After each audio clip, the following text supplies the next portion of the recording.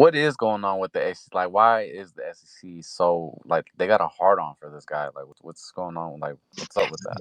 Yeah, it's very simple. If you're on the right path, that's against where they don't make money and you make money, that's where they come in. And that's literally what's happening. But the problem is, Richard is smart enough and he did a hard fork of Ethereum. So if the SEC declares that Ethereum is not a problem, then how can Pulsechain be a problem? Gotcha. Yeah, because Uh, the, Chase the has a lot of money invested in Ethereum. yeah, the SEC is going after everything valid. That's the funny thing. They're going after everything valid. It's funny that Brian Armstrong and Brad Garlinghouse were saying that it's almost a badge of honor now to be sued by the SEC. It's almost like a voucher of legitimacy. They know that you've made money, and they want their cut. I mean, they're actually rent seeking, and they're causing damage to the industry, and they are only suing relevant cryptos. And I feel much more confident having a founder that has 11 of the best lawyers in the world working on his behalf rather than going after a miscellaneous meme coin that founder probably is working out of mom and dad's basement and probably doesn't have legal representation, and probably if they get sued or if they ever become relevant enough to get sued, their website might go down. That's something people don't understand. Websites are actually property, right? So a court order can have a website shut down. So one of the things Richard did was he quickly just dropped his websites and put up the links to have the downloadable options so that everybody would always have a way to access the code, even in the circumstances that his website was targeted. That's actually what has transpired here. And people are like, oh, well, that looks scammy. Well, the actuality here is that websites can be targeted. We know because we've had a case against CMC for their gatekeeping and parading around as a fair and trusted site, when in all actuality, their opinion. And by the way, they're not a very big company. They're a bunch of guys with admin keys that work remote that upload stuff to the website. It's not like a big company. They have a Delaware address, which puts them under our jurisdiction, which allows us to file suit against them. But in all actuality, these people work remote. And a lot of things in the crypto industry, it appears much larger than it actually is. A lot of these, even Binance doesn't have like official offices. Do you know that? So even the largest exchanges that you think are large exchanges, a lot of this stuff is done remote, and these people are like ghosts. So it's very difficult to serve. If you make the wrong turn in crypto, there's nobody going to help you. So it's really a difficult thing. Back to your point, though, Johnny. The app is a local app, so this is you could call it new technology, you could call it old technology, but I would call it the best technology for decentralized finance, because you are not using somebody else's server, you are running your own local server, which means you never lose access, and you can submit your transaction just like if you were using a website. So you don't have to know the code. You don't have to run a node, basically, or submit through your node the actual blockchain transaction. So it gives you the ease of a user interface, but it allows you not to have to worry about if a website gets shut off. But it's not just the government could shut it off. You could just have somebody who leaves, right? Like more often in crypto, especially DeFi, the founders end up taking off. They ditch the project, and before you know it, you can't access however you access your favorite DeFi protocol, and then you're stuck. And if that happens at the very critical moment, which it always seems to happen at the critical moment when the prices are going up or down, and your DeFi is questionable, and you want to make a move, guess what? You're stuck, and you're probably going to go to zero. And I would say I've used DeFi before I knew Hex, and that happened to me. Luckily, I didn't lose out, and I was frantically like trying to figure out how to submit my transaction through Etherscan in order to make it happen, and it did work out, but I couldn't use their website, and there was only one website. Hex has about 5 or 6 good, solid community-run websites besides Go Hex, but you Oh now well, you just down. we've got GoPulse now, and we've Yeah. got Hex Scout, we've got icosa.pro, we've got plenty of them now. Backuphex.com. Yeah, we've got all those. There's actually more like 20 of them. I can't even keep track. Yep. You know, we have over 200 websites, 200 user-made websites. These are not founder-made websites. You know, what crypto has like 200 websites for their coin, you know? And it's like a hydra. If you were to shut them down, another one would just be made. Yep, and it has happened, and we've even have our own front ends for Uniswap, because Uniswap, which is supposed to be a decentralized exchange, well, they're not supposed to delist shit. So what they did was they can't actually delist you on a decentralized exchange. So what they're doing is they're obfuscating and saying this Hex is not a supported token, even though the liquidity pools are there and accessible if you have your own front end. And there's been community members that have made their own front ends to the website. Hex is immutable. That means nobody can go in and change things up in Hex. Hex was designed to be written up, audited, and then to be closed, so no admin can go in and change stuff up. It's immutable. So it's for the layman's, we have to really kind of explain this immutability, because you'll hear the Bitcoin maxis talk about Bitcoin being immutable. It's not. Spaghetti code. Bitcoin has what are called BIPs, which are Bitcoin improvement proposals, which mean upgrades, right? Now, what immutable means is the code cannot be changed. And Hex actually is truly immutable code, which means there are no upgrades, there are no additions, there are no changes, there is no voting. The code is designed for what it's supposed to do. It has operated flawlessly for 5 years. The consensus code is locked and cannot be changed. So when we had the fork, the only thing that could be done with Hex was a copy of it was then transported onto the Pulsechain. It was also transported on, with the other chains that had full system state copies. So it could be moved in its entirety, but it cannot be changed. The T-share rate is not going to change. It's going to do as the code says. It's going to continue to increase. The T-share rate will never go down and always go up. And T-shares actually are deflationary, because as the supply increases and as the T-share rate increases faster than the supply increases, it becomes deflationary. So there will never be 21 million T-shares, and there will only be less and less and less of T-shares possible to even be made as time goes on. But it will, and that is based on an immutable code. Well said. Well fucking said. What did Breezy say? That it eventually will become zero. Like zero T-shares will cease to exist. Yeah, I mean, I think there will be T-shirts, but they're going to be like, it's going to be like 0.00 something. It's going to cost you like an arm and a leg. It's going to be like just 1,000 shares. Well, it goes to shares eventually, but I think the system is built for about 150 odd years. Also because of imp shares at some point. Also because of Bitcoin spaghetti code, that is why Richard went with Ethereum, because originally Bitcoin X, right, was going to be on the Bitcoin blockchain, but then Richard's like, hell no. I said back in May that, really, I don't expect much movement until September, October. And lo and behold, here we are finally in September. We got just a little bit of pump, but we could have some action here in October with the different news and stuff coming in. But I really knew we were going to kind of crab walk for a while.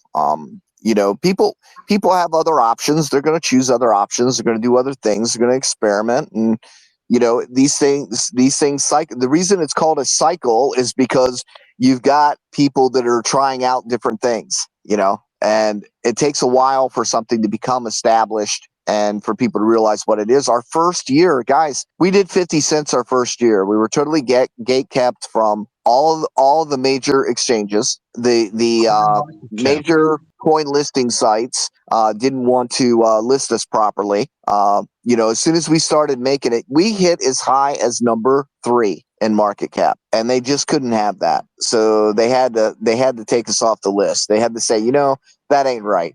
We're unfairly banned from Uniswap. So people who are used to using Uniswap go there and they like, what's going on here? I can't buy it here. Well, now I don't know where to buy it, so now I'm just not going to buy it, right? You can buy it on CalSwap. We had to build our own front ends to have access. We had Hex or ETHEX.com for a front end. They just banned us on their front end because they banned us on the front end, but the liquidity pools are still there. The SEC lawsuit with the $12 million that was accused of fraud, and I recall that he couldn't find any of the SAC funds that were. None of the SAC funds were used. Right, exactly. That was my question. Yeah, no, it was all Bitcoin. Richard had over 300,000 Bitcoin. Richard had over 300,000 Bitcoin. I agree. Yeah, I don't know why I'm getting feedback there. Thing I always felt like, did he bait the SEC? I don't think it was intentional baiting. I do think it was a matter of just trying to get attention, which actually did work in general, because he did go from 50,000 followers to 300 and some odd thousand followers now. So what he was really trying to do was he was trying to get people to pay attention, and that's what it was. And the money that he spent, so people know, he had a lot of Bitcoin. In fact, you can check if you go by chain analysis, you can go back and you can go check and you can look at the wallets that broke up under 10,000 Bitcoin to 9,999 Bitcoin before the hex free claim, and you can figure out pretty much which of those wallets were his. Okay. Most of the Bitcoiner, 3% of all Bitcoin claimed. How much of that 3% of all Bitcoin that claimed do you think was his? How much did the Bitcoin maxis really want to claim their free Bitcoin or free hex with their Bitcoin?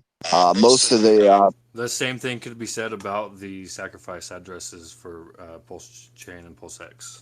I stacked in hex. Yeah, but 3% of all Bitcoin claimed hex, which is actually funny because it's actually more money than was locked up in the Lightning Network at the time. So it's kind of, I haven't checked on that lately, but it's just kind of funny that hex actually had more participation Bitcoin-wise than Lightning Network itself did. But anyway, there are certain moves that can be tracked on the Bitcoin network as far as things that took place pre-hex. And then you can also cross-link some of those wallets with the wallets that sold the top that Richard called, and you can find out how much profit he was taking at $65,000 while everybody was calling for $100,000 Bitcoin. Which, by the way, all of these things are bullshit. You reduce the user supply to somebody that actually cares about the price. I've got a question. Hex is not designed for price. Hex is designed for time in the market. Hex is not designed for let me hop in and make a quick buck and get out. So real quick, what's the chances that one of these Bitcoin Cash developers that discovered the bug, not the first bug with the Bitcoin halving, but the second one, what's the chances that one of them partnered with Richard and helped build Hex?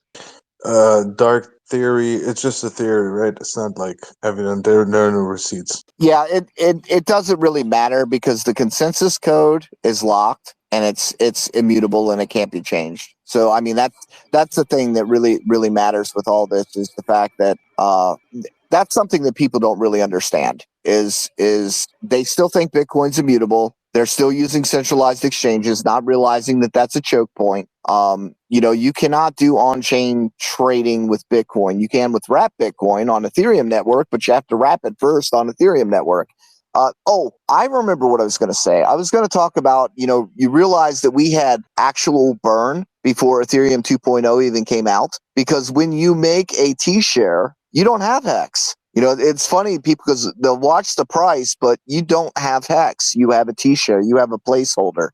So you don't really actually have that hex until that term ends. So it's kind of silly to count it at that point, because if you don't serve your term, that's not really your number, right? So you might have, 2 million X in there, but what if half of it's interest, right? And you emergency unstake, so you only have half of that amount of money in there. So it's kind of interesting in that effect. And like I said, we had actual burning, where the supply is burnt and removed from the market when you create a T-share, and that was before Ethereum 2.0 even came out with. And I think a lot of that has to do with the fact that when Richard started developing Pulse, Ethereum said, "Oh, okay, we need to get this thing out, because now there's this other chain coming out." And that's when we were doing the fork of Binance. And then when Ethereum was successful with their 2.0, his devs looked at that code and said, "Oh, okay, they really did do it. This is solid."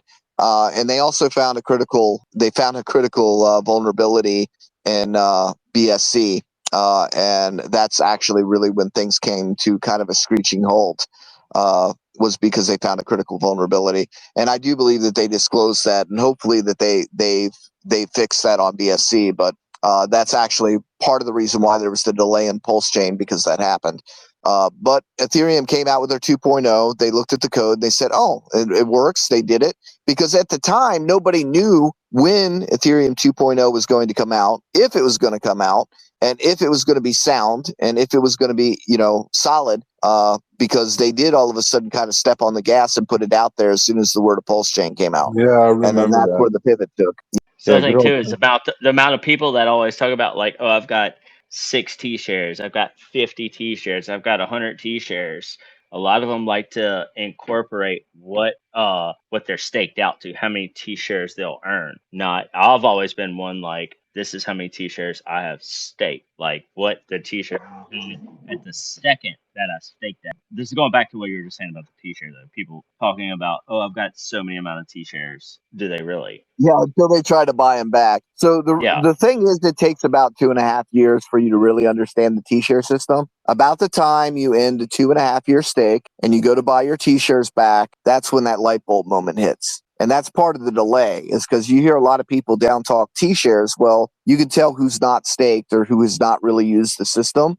You can tell the same people where they're like, oh, they could sell on your head forever. Okay. Apparently somebody does not know how the T-share system works, if they believe that, because you do have to add to your T-share or you get wiped out. You're constantly getting halved. Yeah, or the people that are get pissed off Well, also, because they're like, I staked 2 C chairs, I ended it, and now I can only get 1. also what They you're don't understand hoping, that it's always going to be going up. also what you're That's hoping for for is price speakers. appreciation and the payout per T-share to increase. Yeah, so there's a baseline too, okay? Because the 3.69% inflation, right? It gets compounded against ever minted hex, all right? So there's a baseline increase of the payout per day per T-share. And then you have the deflationary effect of the T-share system. I mean, it's the thing is, most things are just pet rocks, right? When you're trying to explain hex to people that are peddling pet rocks, they don't get it, because they've been in the market. The crypto space has been so stagnant that so very few real innovations come along, that when something comes along where people are actually using the programming, they're like, what is this? I don't get, too complicated. I'm not going to bother with it. Let me go buy a dog coin. I mean, that's just how they're processing. And the influencers are paid to say these vague things like, like, oh yeah, the team's good. Oh yeah, I see high hopes for this project. Why? Oh, I think they have a good marketing team. Oh look, they have fake partnerships. Blah blah blah. Oh yeah, good things for this coin. Yep, strong community. Yep, good things for this coin. But they say nothing. They're not saying, okay, well, it does stuff. That's why we have 200 websites, because we literally have to explain what it is the hell that Hex does, because it is an innovation. It's not something that is just a cut and paste. There never was a Hex. Never been a Hex until there was a Hex. We did not know whether or not it was going to be bear market resistant. We did not know that we had so many weak hands with us. We had a lot of people talking about staking that did not stake. We had a lot of people that were first-time millionaires that did not know what the hell to do next, because you got $1 million in your bank account, you're going to cash that shit out. We had a lot of emergency unstakes. Why? Because people did not know how the system worked. There is a hex. We know what it can do under certain circumstances. And hopefully, over time, people will understand what it is, what it does, and how they can use it. And one of the ways they can use it, if you want to do rolling stakes, you've got infinite crypto. You want to do rolling stakes? You don't have to cash out in US dollars. You can cash out in whatever cryptocurrency on the Ethereum network you want. You can have any coin that you want. You could dollar cost into anything you want with your yield. It's like a universal miner, and I think that has a lot of appeal to it too. When the price is down, you're earning coins, right? And people are like, well, that's stupid. You're only earning something. It's only worth fraction of a penny. Who cares if you get 7 of them? Yeah, well, when they were mining Bitcoin at first, it was 1,309 for $1. You needed 1,309 to get $1. So that worked out pretty good for the people that mined the Bitcoin, right? Over time, it went up in value, and they were making coins that they didn't think that were worth anything. And then eventually they went up in price. Next thing you know, people had a whole stack of these things and they were up in price. Instead of just setting your coins in your wallet and holding them and hoping the price goes up, you're actually doing something productive. It is a productive asset. It is an asset that is used to produce more assets. And I think that has appeal to it. I think that is something that could catch on in the future.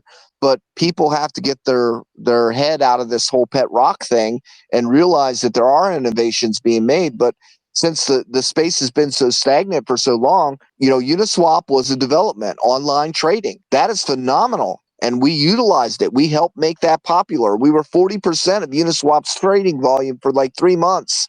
40% of Uniswap's trading volume for 3 or 4 months. Can you believe that? It happened. You can check it. It's all on chain. That's I what's believe it. great about things being on chain. You can go back and you can look. The universal miner is a great future narrative that we should probably promote. It used to be price appreciation, and maybe that narrative is a little premature at the moment. Until we get price appreciation, maybe we can bring that back. Right? Well, we actually did the math on that. Me and Miguel, DCC, we did some math on that, and I told him, and I think he's going to start doing it, where he's going to take like 10 million hex and stake it, and then ask the audience, what do you want me to take profits in, and show people how they can purchase wrap BTC, more BTC. If you send it to BlockFi to earn yield, it's not your BTC. It is now BlockFi's BTC. Hex is self-sovereign. It is a smart contract that you run yourself, you and the code, not you and a middleman. And you can use Hex to make more BTC. You can use your Hex to make more ETH. You can use your Hex to buy any meme coin that you want, because Hex makes more Hex. Hex has a market value. At any price, it still has a market value, and it can be traded for whatever crypto you want. And that is the universal miner thing. And I don't understand why people would not use it as a tool to purchase the other coins that they want, because that would save them so much money on DCA. It's like the ability to get other things that you're interested in. What about laddering? What's your thoughts on laddering? I think Ladders are fire. I think all of that is based on like what your end goal is. Like some are like, hey, I'm just gonna put it away 15 years. I go with all the benefits that come with it, and I don't want to look at the market. I'm not down with that stress. Others are like, hey, no, I got the system, and I want to take yield out. So they create staking ladders. Each their own. Percent yield inflation, for the staker for the stalker. I'm pretty sure it means staker per year. This means Hex price can drop up to 36% per year and you are still fine. In case it doesn't drop 36% per year, you are basically DCAing for the whole time for your stake time. Thanks, DCA equals you are lowering your cost basis. Yeah. So dollar cost average, or how Liesl was putting it. Could you reply to Liesl again? Or He's correct. Yeah. Absolutely correct. Now, the problem with the volatility of crypto in general is you can get much more than 36%, dips. But if you have 100,000 hacks or a million hacks, if you have a million hacks, you're making 360,000 hacks per year. You're going to get that 36% if you are staked out for like the 10 years. Now, here's the catch. You get 360,000 hex per year, basically kind of a base. That can change based on the numbers of stakers coming in, based on the amount of emergency on stakes. There's going to be days when you may get paid even more, on those particular days. If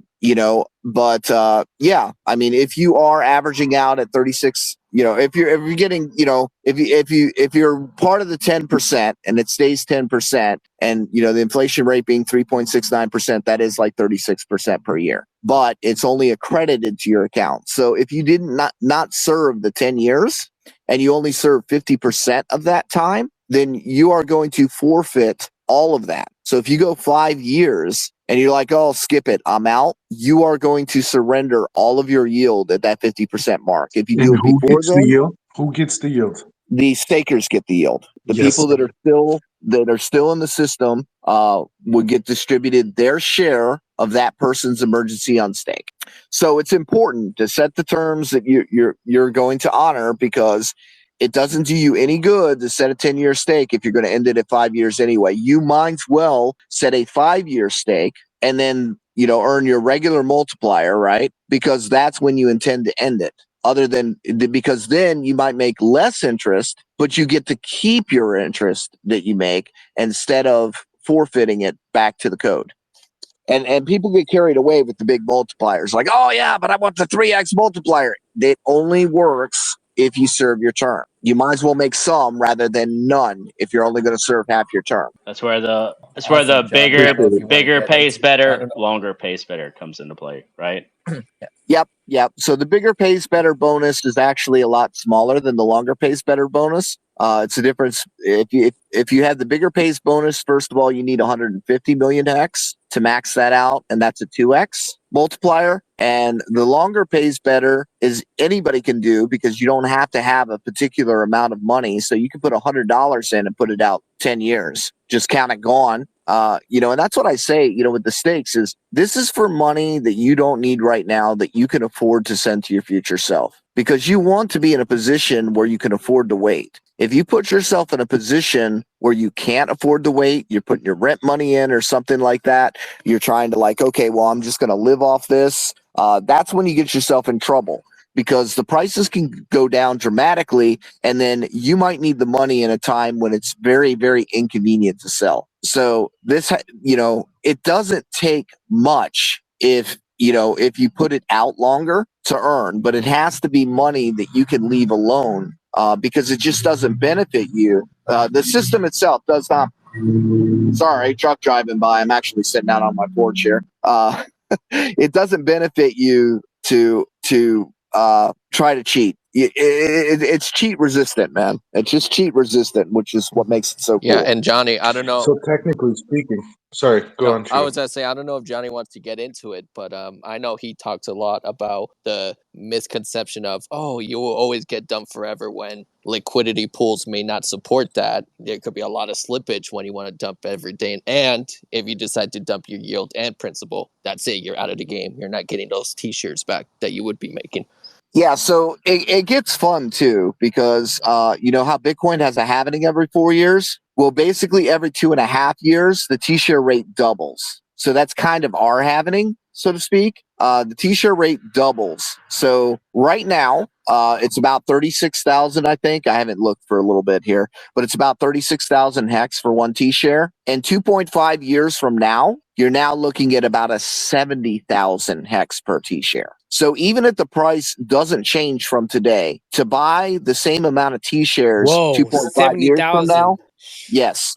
Now, here's the fun part. What happens if hex goes up to $1? Your T-share is now going to cost somebody else to compete in that pool $70,000 to get one T-share. So that's why it's important to lock in your stakes for the long term, is because once you give up that position, you don't get it back. You're not going to get it back. you have to add hex to your T-share if you want that T-share back. If you want to continue to earn, that's the thing. That is something that a lot of things leave out. Is there has to be a reason to continue to buy the coin itself. It has to have a use. So you do have to add to your hex. So when they say, well, the whales can just dump forever, no, they can't, because what happens is they get priced out. They start getting their yield cut in half every 2.5 years. If they do not add to their position, their yield is cut in half every 2.5 years. So you can't just be stagnant. Yeah, they just rinse themselves. So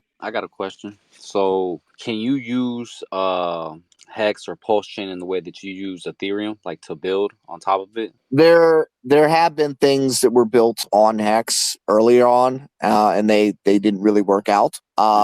There are things that are built around Hex, like there's derivatives. So there are derivatives that are like encapsulated stakes. You're buying a share of those stakes. And then we have NFTs that are encapsulated stakes that can be traded, because your stake is linked to your wallet.